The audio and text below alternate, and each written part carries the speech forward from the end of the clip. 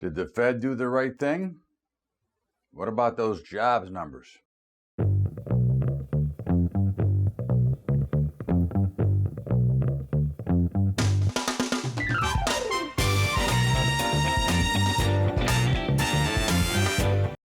What's up, everybody? Welcome aboard. It is Bubba's Bottom Line for Sunday,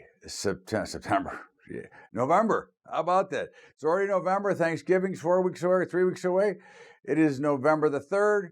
And of course, each and every week we discuss what kind of happened during the week and some of the events. And of course, this week will be was the Fed, and that was I thought that might be what we were waiting for.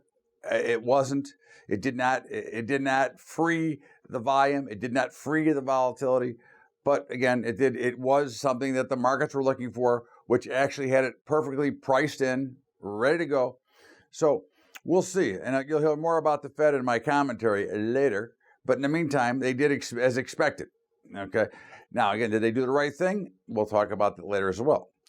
In the meantime, we had the jobs number on Friday, and by all accounts, it was a blowout number. Again, I remember much bigger numbers, but of course, I'm old and senile, but I do remember much bigger numbers back. But again, according to every source, they were blowout numbers. So again, I won't say they weren't. They were what they were, and again, they were interpreted. And of course, the markets made new high. Well, the Dow and the the NASDAQ and the S&P made new highs last week. I'm sure the rest are following as we continue in this slow, dull grind, as we continue to ignore any news that might be slightly negative. And again, I'm not preaching negative news. As a matter of fact, our positions were long. I do see, as I have said, almost each and every week, that I think we are in the very early stages of a recession, which doesn't mean anything. And it doesn't mean that the markets are going to change. And one thing we always have to remember is that the economy and the markets are not necessarily linked at this given time. Eventually, the final blow will play out usually through the markets. But initially, we don't know. And we don't know how long it will take to fully develop. Okay? So again, we've now got manufacturing, data 3 months in a row, negative reports. So that is never a good sign, but of course, the street continues to ignore it. The street doesn't care. So again, you have to remember that your opinion, basis the data you're getting, is not important to the opinion of the investors or the traders and the market makers on the street. Okay? That is where the money comes from, because that's why we always talk about markets always come down to price. It has nothing to do with the data. The only data that is ever a major event is when it is the black swan of unknown. Okay, something that we would not have ever expected. Again, I hate to bring it up, but it was a terrorist attack. Obviously, a black swan event for the markets.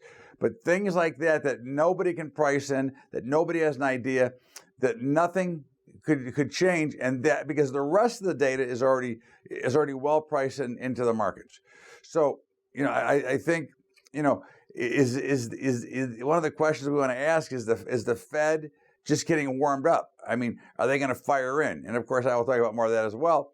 But if you look at the overall picture, okay, Apple made a new high. There's many new highs, but the other tech is not necessarily participating as you might expect that they would. But again, we have to remember that the markets are still going up. They're still going higher. So again, I think we have to look at it for what it is and for what's happening. And I think that it's interesting. Okay, as we go through, as we're in the election cycle now. So again, I don't think that we will see a full-blown recession until after the election. Okay, because again, I don't think that President Trump will allow it. I think he will make enough deals to keep the economy strong. I obviously, if you've watched any of the left stuff that's been going on, the impeachment inquiry means nothing to the markets, and it shouldn't. I mean, it never did. It didn't mean anything during Clinton.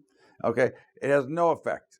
Okay, but basically, to me, this was a way to get rid of both Biden and try to get rid of Trump. But I think they're going to fail miserably here, and I think it's going to cost them any real shot for the election. Of course, the whole deal here is I don't even know if that group of whatever it is now, what's left.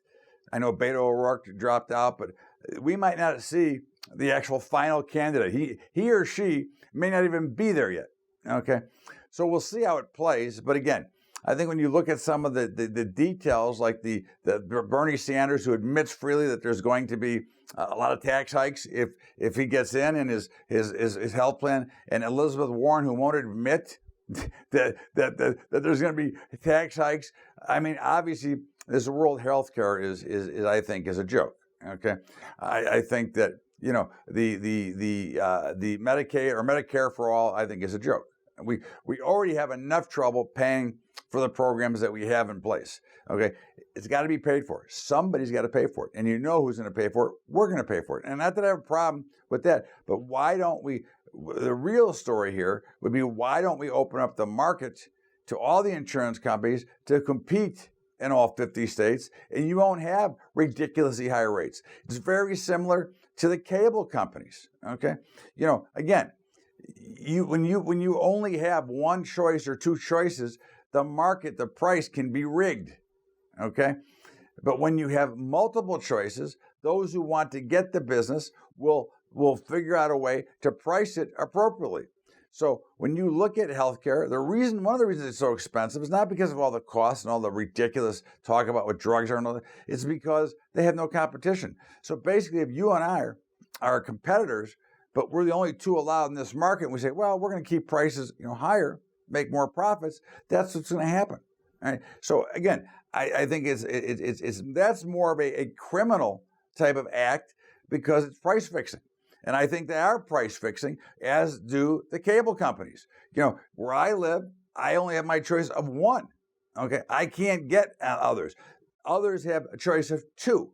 But there's a number of cable companies out there that we should have an opportunity to let them bid and let them work on price. It would be the cable TV would end up being very much like cell phones. Okay, if you remember cell phones back in the day, and I'm not talking about the radio phones, but when cell phones first started to play, in the early 80s, okay, I think time was $1 a minute, and you were very careful. You had only the phone in the car. You didn't have all the data.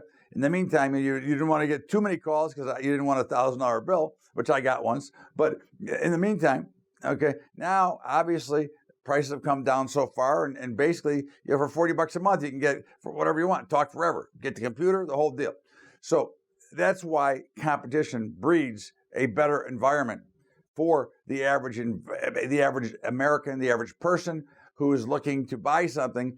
If you make it competitive, then price becomes an issue, and people start to worry on price versus you only have this choice. And I think that's always something that's an interesting model. And of course, if you've heard of Jim Chanos, okay, the master short seller on the street, hit a couple of big home runs last week and had his best month ever, I believe, actually being short Grubhub and being short PG&E.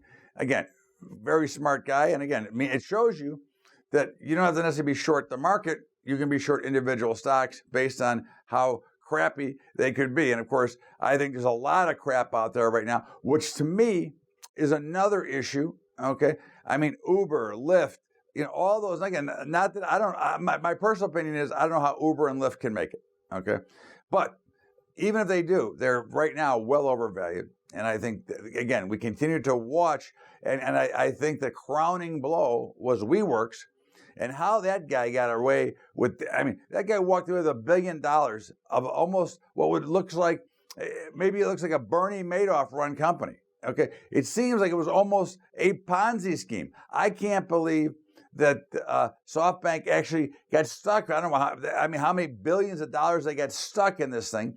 But Newman walks away with over $1 billion. Are you kidding me? And I think that is some of the issues that we look at here in today's markets. okay, is that they're trying to rush these IPOs to the street. IPOs today are not what they were, 40 years ago when you had a broker. And the broker would dole out a few to their good customers where you almost automatically made a couple of points. Okay. Now, okay, they try to stick it to you. And I've yet to see, okay, more than a couple of ETFs that have actually gone up after they were issued. Okay. Most get clobbered and go down because they're overvalued to begin with. Okay. Which, if you remember, Facebook did the same thing. Facebook got clobbered originally. Of course, it's turned out to be one hell of a company. LinkedIn did the same thing, turned out to be one hell of a company. So it doesn't mean that these are not going to work out, but they get them so overvalued, and I think that's a bad sign for the banks. It's a bad sign for Wall Street, who run these IPOs, and I think that's always a tragedy as to what they do to the average investor, because who buys that crap is the average guy in the street who's buying these IPOs. So again, more crap from the street, and of course, the harder it is for traders and floor guys to make money, the more bad deals you see that are out there that somehow shade it towards people who can make the money on the inside. So again, I look at it and I go, okay.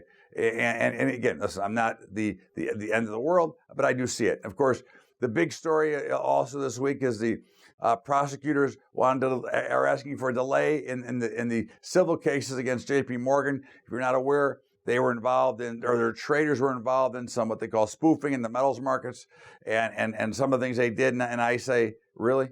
I mean, the markets are spoofed every day. Is this something new?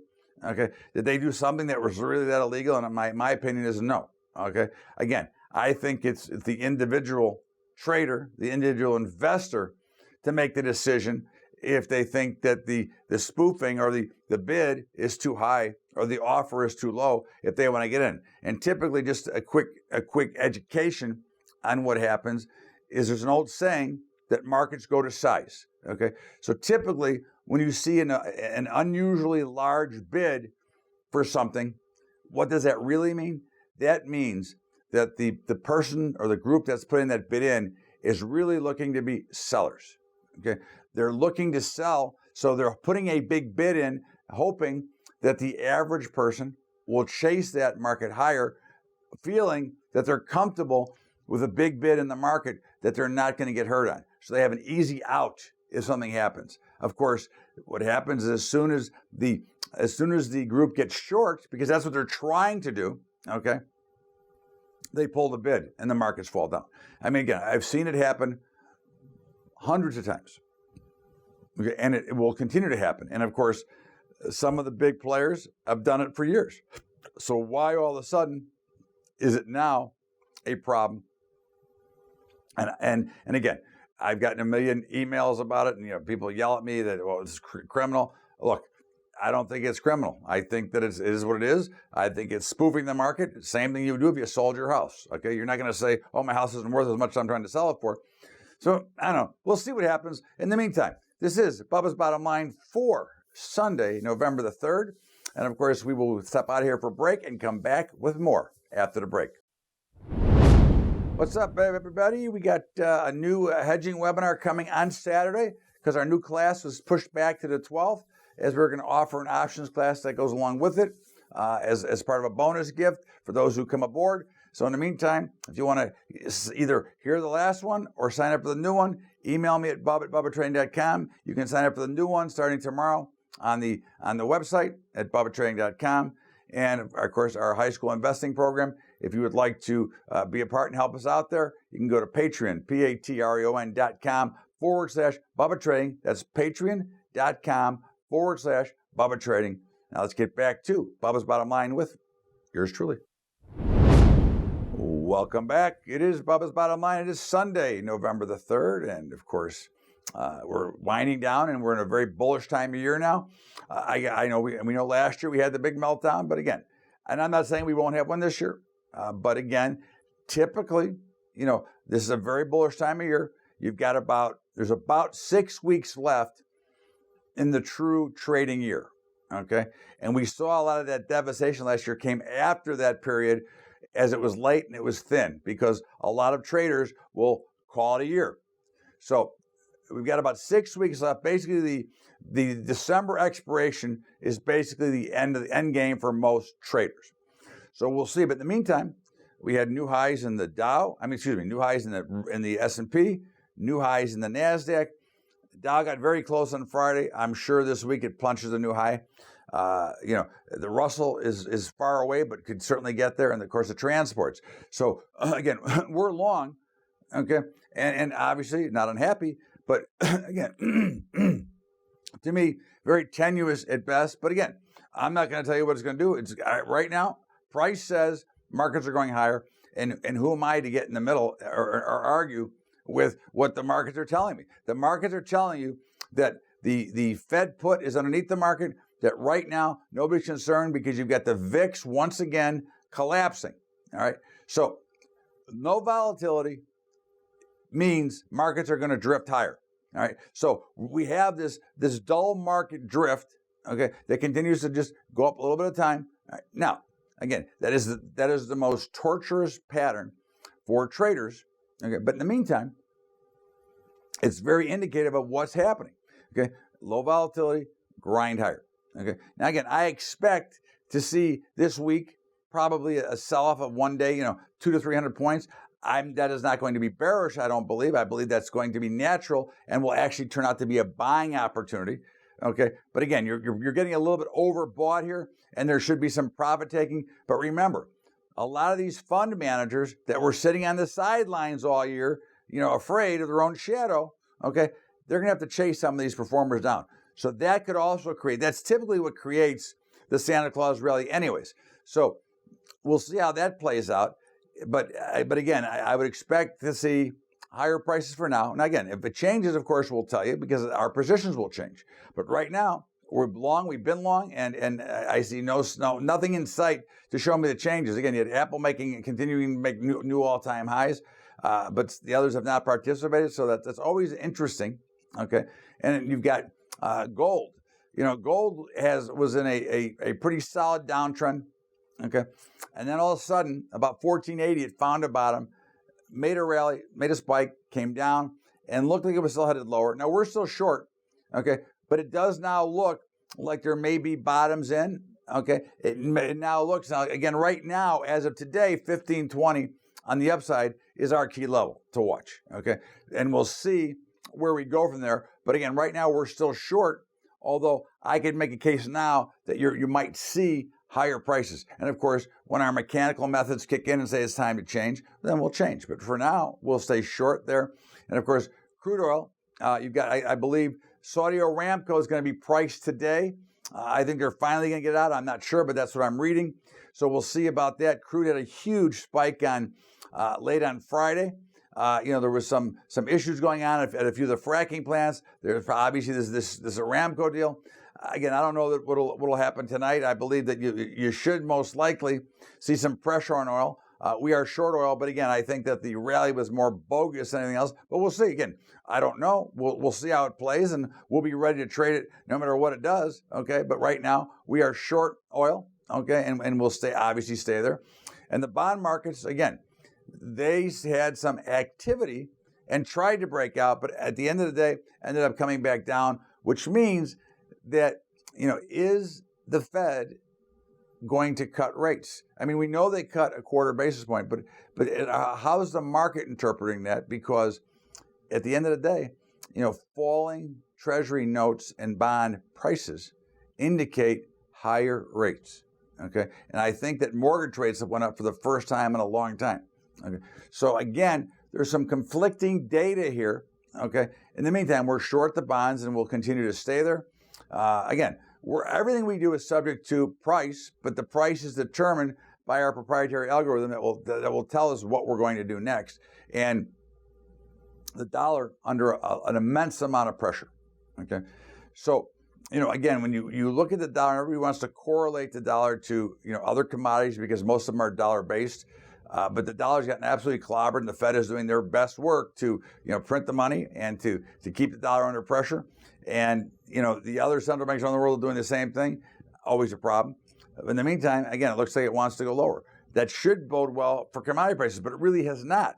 Okay, Because again, if you look at the commodity, which is the grains, for example, all right, they all look good. Okay, we're long them all, but they've all been basically flat and haven't really moved for 6, 7, 8, 10 days. Okay, basically just kind of in a flat line. If they were a patient on a heart monitor, they'd be dead.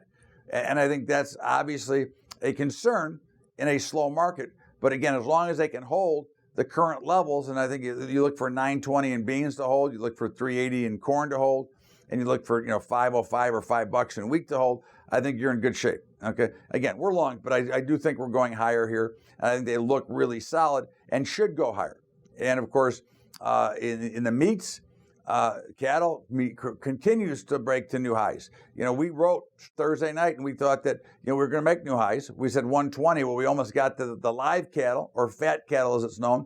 It was priced, almost got to 120 on Friday.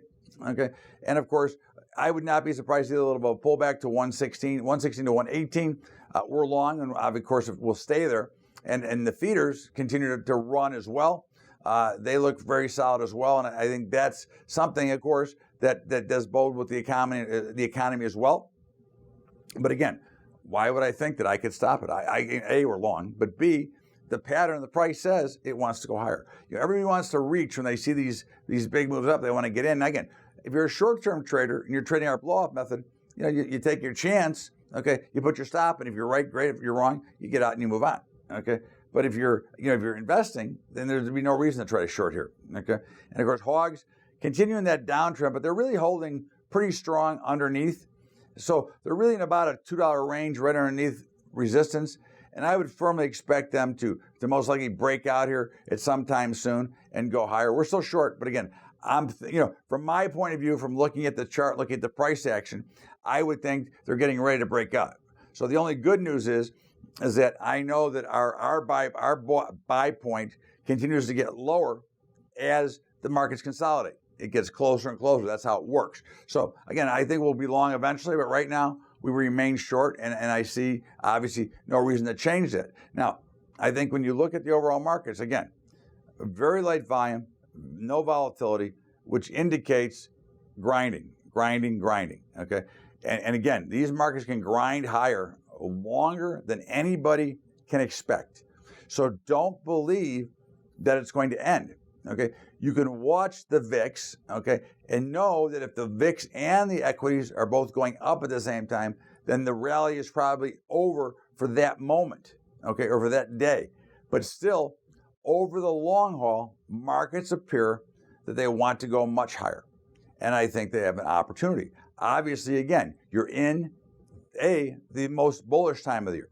Okay, so there's a lot of reasons to believe that there could be much higher prices. Okay, plus all the Fed put and everything else that's going on, and the other big thing is what? There is no place else to go. You remember, okay, money is looking for a home and where it can create more money. So where can you go? Can you go in the 10-year at 1.5%? Okay. Can you go in a bank at maybe a 1% CD? Or can you go in the market and look at the dividend return? Now, again, that's one thing that always pisses me off when I hear the ignorance of the media talking about the dividends. Yes, the S&P 500, I think, is about 3.5% return on dividend. However, okay, if the markets collapse, okay, that 3.5% isn't going to cover your loss of equity.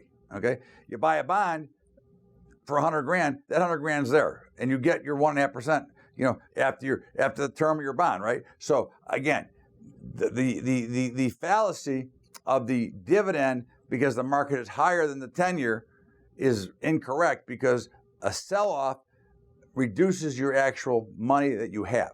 Okay, so you have risk to your capital, and of course, risk to the dividend. I mean, actually, the dividends get bigger when the markets go down, because obviously that's how they're function, based on price and based on percentage. So at the end of the day, okay, again, listen, I'm a big fan of the equities and I'm always in, but don't get confused by the media giving you stupid information, telling you that the dividend yield is higher by taking by taking your money in the market, because that does not account for risk. So if you're 65 years old and you say, oh, I need to get the 3.5%, so you put all your money in at 3.5%, okay, and the market goes down 50%, you just lost 50% of your net cash, Okay, yeah, you got 3.5% dividend, but you lost 50% of your cash.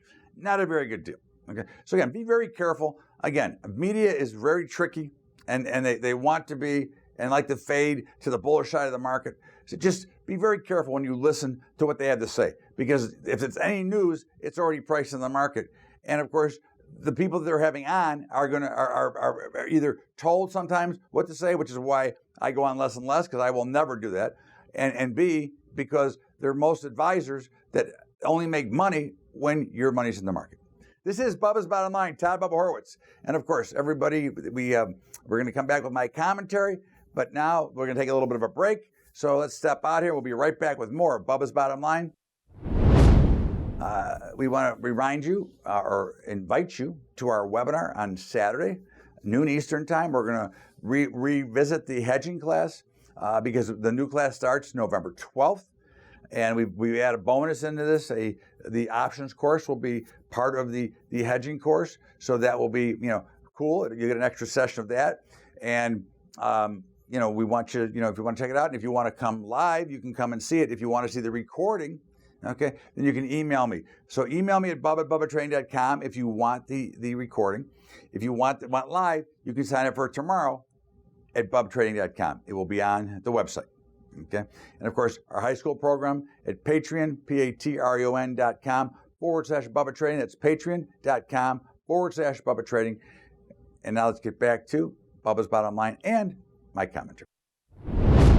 Welcome back, everybody. It is Bubba's Bottom Line, and every week I give you something that's pissing me off. And of course, obviously, what easier target is there than the Federal Reserve? Okay. And of course, they did do their quarter-point rate cut. Okay, and of course, Jerome Powell said a lot, and I couldn't understand it. So I guess the immediate thing is the minute you become part of the Fed, you go from a street person to one of these guys who talks in circles and nobody can understand. In the meantime, what he really said is that they may or may not cut rates going into the future. And now, my opinion is there's really no need for rate cuts. In fact, rates should be higher. Okay, and I happen to know some of this information for a fact, and one of which I will share with you is that even if rates stay lower, banks are not lending, okay? And the Fed is paying banks for money, okay? So their balance sheet is totally whacked out, which again, who's going to pay for that, right? So the whole system is a total mess. And the first thing is they should be audited, okay, which they never are, okay? But the second thing is they should just be ended because it's a ridiculous group of central banks are possibly the worst thing ever. Now, I know there needs to be some clearing base and some agent. We've gone through this in the 1800s, but I think we're much farther than that now, and they need to more let the free markets play out. But when you look at it, okay, and you watch the whole market structure, now think about this. The whole equity market structure was waiting for the Federal Reserve. It had nothing to do with the crappy manufacturing data. It had nothing to do with the crappy Chicago PMI. It had nothing to do with anything. All it had to do with is the Fed going to cut or not? Okay. Now, I know that President Trump has been all over Powell. Okay. Now, again, President Trump happens to be right based on his logic. Okay. His logic is that every other nation is at negative. And if you don't understand how the bond market works, we sell United States bonds, okay, which we are then borrowing that money. Okay. And we're paying that interest rate. Okay. Now, if everybody else is negative, we could go much lower and still be competitive and still draw the capital here, as long as we're on the positive side of the ledger, okay? But I do understand Powell's point, but I think the real point here is if you just let free markets play and forget about letting the fiat currency system destroy your dollars and your currency, because that's really what they're doing. And if you look at the inflation model, which they say there is none, I don't know, I'm paying a lot more for everything. That's all I know. Is I'm paying a lot more for everything I do. So to me, there's plenty of inflation. Now, their cockeyed math, there isn't, but again, I believe that there is, and I believe that, again, I believe the Fed should be ended or at least audited so we can have a clue because, again, the amount of debt that they're creating, okay, and trying to infuse liquidity, which is then basically only paying banks to do nothing, and the banks are now taking the money to do nothing and buying more bad loans once again. So this whole system is screwed up, okay? And of course, they're worried about the cryptocurrencies because they don't want to stop this gravy train between the Fed, the banks, and the government. So again, I don't know. To me, it's a problem. the end of the day, I don't know how it's ever going to be solved because, of course, those in office don't want to change that money train. So we'll see what happens. This is Bubba's Bottom Line, Sunday edition, November the 3rd. Okay. And of course, we got football tonight, and we're still rolling. We're still rolling along, baby. So tonight we got New England at Baltimore. Okay. And tonight we're gonna take the Patriots. How can you not take the Patriots? They've won every game. So we're gonna take the Patriots tonight, and we're gonna lay the 3 points, and we're gonna play it for a little bit better than only the beer and the pizza. Everybody have a great weekend. Everybody, as always, I appreciate you being here, and we'll see you back here tomorrow with Bubba's Daily Update, and of course every week with Bubba's Bottom Line. Have a great day. We'll see you later.